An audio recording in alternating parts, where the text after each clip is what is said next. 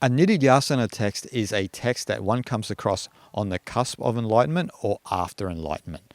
And there is no greater Nididhyasana text than the Ashtavakra Gita. Now, I've done many videos on the Ashtavakra Gita, and one common theme within the Ashtavakra Gita is how we are all a victim of ignorance. And a lot of people will misinterpret what ignorance means in this text, but we have to understand what avidya is in Sanskrit. Now, avidya is alluding to an ignorance of the self, of the Atman, that undifferentiated consciousness within you and within me that is identical with the ultimate reality of Brahman. And that is the true ignorance of reality. It's not whether you are ignorant of this social issue or that person. Everyone is a victim of this ultimate ignorance, and that's why we have social issues, and that's why you don't like that person. But when you realize this ultimate ignorance of the Atman, which is Brahman, then you will be free of the prison of Maya, the illusion of reality built within your mind based on the measurement of reality, how you measure according to your likes and dislikes. So you will be free from that prison. And in the Ashtavakra Gita, there is a great phrase in relation to ignorance that I want to share with you. It is through your ignorance alone that the universe exists. In reality, you are one. There is no individual self or supreme self other than you. Ashtavakra is trying to make a point here of, particularly on the spiritual path, we constantly dissect ourselves into lower self and a higher self.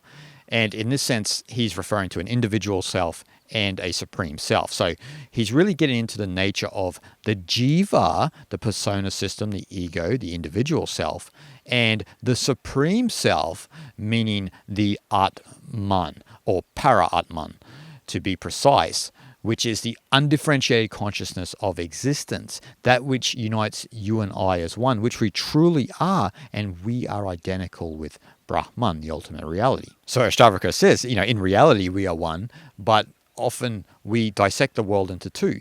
Even on the spiritual path, we will make a game of ego versus the Atman.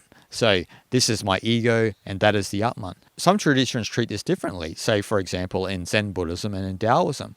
It's when you differentiate between a higher and lower self where you're already a victim of your own spiritual practice. You need to get out of this game of black and white, of ego versus Atman.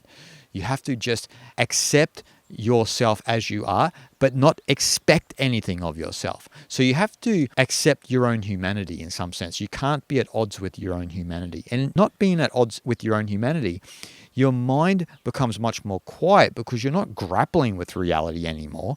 And then you start to realize the nature of the self. Your mind starts to be submerged in the Atman, in the undifferentiated consciousness. So in this verse, the self, the Atman, is being dissected into two, right? We have the individual and the absolute.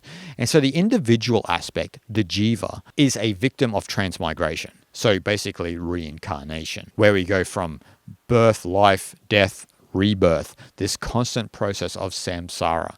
And so this is the aspect of the jiva, right? The jiva goes through this process because we have not cleaned out our samskaras, our subliminal imprints and mental impressions, our subconscious essentially, which affects our vasanas, our habitual ways and latent tendencies, which then affects our karma, our actions and unconscious actions in the world. And so you've got this constant wheel of samsara feedback loop that the jiva lives in. And so we suffer accordingly, right?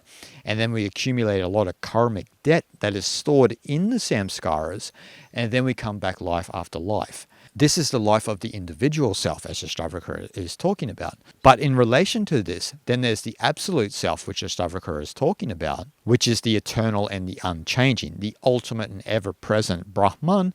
Maybe you could call it Nirguna Brahman, Brahman without qualities, that is ever-present and always who we are truly. And so you have this individual self and the absolute self, as Ashtavakra said. Now, one of the pitfalls of spiritual practice is, again, as I said, making this a split where then there's two, right? And so to use Zen Buddhism as a reference, the ego itself never existed. So there's nothing ever to get rid of.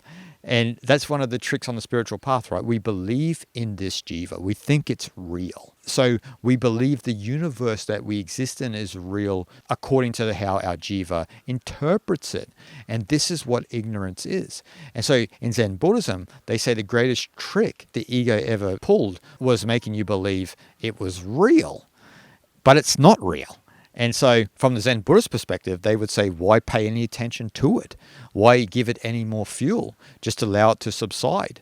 Allow it to dissolve of its own accord, because you're not fueling it anymore, because you're abiding more in your true nature. And then you realize that the ego didn't really exist. You were just kind of holding up this house of cards, which only existed because you kept holding it up. All you needed to do was just pull your hand away and the house of cards falls away. So essentially what Ashtavakra is saying is Atman is one, Brahman is one. The universe only appears to be real through ignorance, through our ignorance of Brahman. And again, this reminds me of the classic phrase from Shankara. Brahman is real, the universe is unreal, the universe is Brahman. So the universe is actually one, is one reality.